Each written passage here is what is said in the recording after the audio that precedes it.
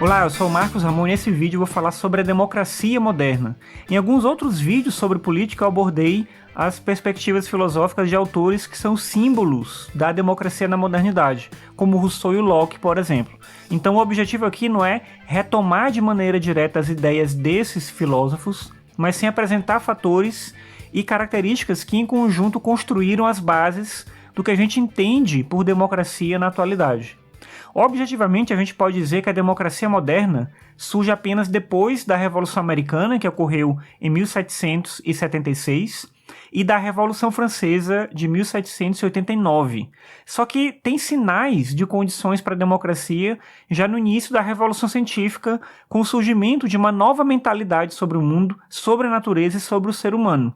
Novos temas, como a questão dos direitos humanos, passaram a ser discutidos, inicialmente como uma forma de limitação do poder monárquico, mas rapidamente elas ganharam espaço e amplitude, trazendo à tona um desejo de mudança da humanidade, especialmente naquele momento no Ocidente, de adquirir garantias para que a vida não fosse só sinônimo de sobrevivência, mas para que ela adquirisse um sentido nela mesma. O que se buscava, então, era a aquisição da liberdade, uma coisa que se torna possível com a conjunção do liberalismo, do mercantilismo e da ascensão da ideia de participação popular no ambiente político. No que se refere à reflexão sobre a democracia, é importante destacar aqui a Declaração de Direitos decorrente da Revolução Francesa e que trata pela primeira vez da ideia de direitos da humanidade e não direitos de um povo específico. O próprio uso do termo declaração já é simbólico aqui, porque significa que não se dá direitos às pessoas, mas sim se declara que esses direitos existem. E aí, a partir desse momento, é preciso buscar condições para assegurar esses direitos. Se tem uma marca comum em todas as democracias contemporâneas, eu acho que essa marca é o desejo de unificação de valores comuns. E isso vale tanto para o bem quanto para o mal, porque se a gente for pensar bem, alguns povos e culturas deixaram de ter suas características particulares respeitadas para se submeterem às ideias universais, que claro, a gente presume que são mais vantajosas para todos, porque a democracia ela pressupõe isso, mas de uma forma ou de outra isso é questionável e há que se pensar junto com essa possibilidade o que há de ruim também nessa ideia de uma universalização de uma única forma de governo. Mas é com esse mesmo espírito que a Declaração Universal dos Direitos Humanos foi criada em 1948, como uma forma de garantia dos valores defendidos pelo desejo de um mundo mais democrático. Então, a democracia é um tipo de proposição que considera o poder do ponto de vista do cidadão e, por isso, ela já é, por si só, revolucionária no sentido de que procura sempre limitar o poder de quem governa. Um exemplo significativo disso são um conjunto de textos conhecidos como O Federalista, que foram textos publicados em jornais em Nova York em 1788. Escritos por Hamilton, Madison e Jay, esses artigos foram publicados originalmente de forma anônima e depois tiveram a autoria reivindicada, sendo a maioria deles, no caso 51 textos, escritos por Hamilton, 29 por James Madison e 5 por John Jay. Esses artigos, que surgiram no centro da Revolução Americana, tinham como objetivo a discussão sobre governos populares, excluindo aqui a ideia de que essa era uma experiência da antiguidade e mostrando que a gente podia, na modernidade, vivenciar um modelo democrático eminentemente novo e realizável. É nesse texto, por exemplo, que surge a ideia de um governo central, ou seja, de um governo federal.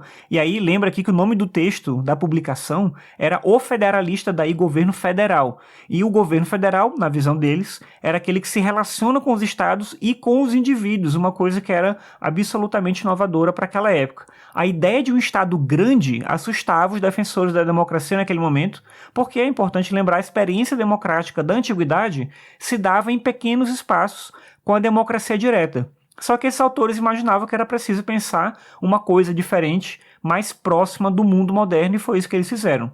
No texto número 51 dos Federalistas, o Madison escreveu que o governo era um reflexo da natureza humana. Porque, diz ele, abre aspas, se os homens fossem anjos, não seria necessário haver governos, fecha aspas. Daí que esse ideal de governo e, portanto, a própria democracia se mostra como algo bem distante de uma utopia. E são justamente as utopias socialistas que procuraram, sem sucesso, se tornarem alternativas à democracia. Não por acaso mesmo Madison afirmava que, abre aspas, ao constituir-se um governo integrado por homens que terão autoridade sobre outros homens, a grande dificuldade está em que se deve primeiro habilitar o governante a controlar o governado e depois obrigá-lo a controlar-se a si mesmo. Fecha aspas. A consequência dessa ideia que eles discutem aqui é justamente a necessidade da reelaboração e aplicação da teoria da separação dos poderes, que é uma teoria do Montesquieu, que ele escreveu sobre isso num livro chamado O Espírito das Leis, e a partir dessa ideia da separação dos poderes, se passa a imaginar uma organização do Estado num outro modelo, num modelo que só a democracia poderia receber, digamos assim. Em conjunto com essa ideia da separação dos poderes, outra coisa importante são as transformações técnicas que aconteceram no mundo contemporâneo e os desafios decorrentes dessas mudanças.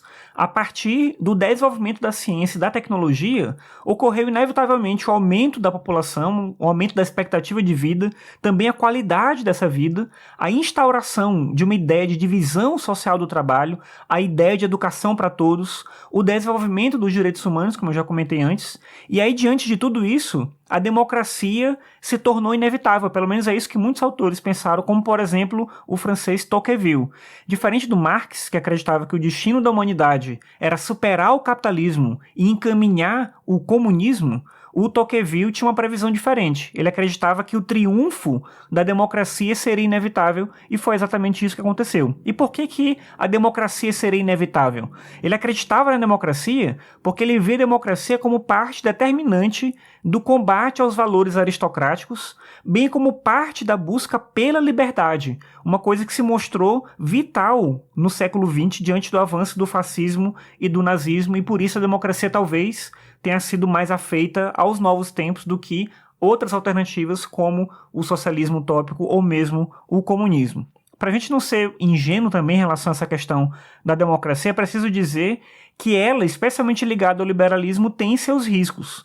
Talvez um dos maiores problemas seja o desinteresse pela política causado também, mas não só, mas também pela possibilidade da representação. Nas democracias representativas, a gente escolhe o representante e a gente entrega para esse representante nosso poder de decisão. Esses representantes em nosso nome devem tomar as melhores decisões, fazendo assim valer o que seria a vontade do povo. Mas com isso a gente acaba esquecendo que participar da política deve ser bem mais do que apenas votar. Só que além desse problema tem outros, Esse é um problema, a questão da representação é um problema da democracia atual. Mas um outro problema, por exemplo, é a ideia de que nem sempre a maioria vai saber fazer a melhor escolha. Só que será que não é melhor isso do que a gente não fazer escolha alguma? Enfim, essa é uma questão que se impõe para a discussão sobre a democracia. É comum, por exemplo, nas democracias que todos sejam chamados a votar. Só que a maior parte das pessoas sequer entende as regras eleitorais. Então, o que falta não é simplesmente a incapacidade, o problema, melhor dizendo, não é simplesmente a incapacidade das pessoas de saber escolher, mas é a impossibilidade de muitas pessoas terem acesso ao conhecimento sobre o que é escolher, sobre o que é votar, sobre o que é a política, enfim. Tem outra discussão de base, que é uma discussão na educação para a política, para além do fato das pessoas saberem ou não exercer a sua função dentro de uma sociedade democrática. Então tem outras questões ali. Claro que quando a gente tem uma sociedade em que muitas pessoas nem sabem o que fazem os representantes, qual é a função do senador, do vereador, do governador, enfim, isso se torna tudo muito complicado. Então a democracia por si só, ela é um desafio complexo por envolver a necessidade da aquisição de direitos e demandar mais participação popular, uma participação popular consciente, não só de ir votar, mas uma participação efetiva. E aí, dizendo de outra forma, essa efetiva participação popular que vai além do voto, ela precisa ser algo que é conquistado, ela não é dada porque a gente está numa democracia. Então a democracia precisa sempre estar em debate para que a gente possa aprimorar a nossa percepção sobre a própria democracia. Bem, eu tentei mostrar aqui algumas características da democracia moderna, alguns desafios que ela coloca, mas eu pretendo avançar um pouco mais nessa questão, destacando os riscos da experiência democrática na atualidade. Então, eu vou falar sobre isso no próximo vídeo, eu guardo você nesse próximo vídeo. Qualquer questão que você tenha, você pode deixar para mim. E é isso, obrigado por você me acompanhar até aqui, até a próxima, tchau.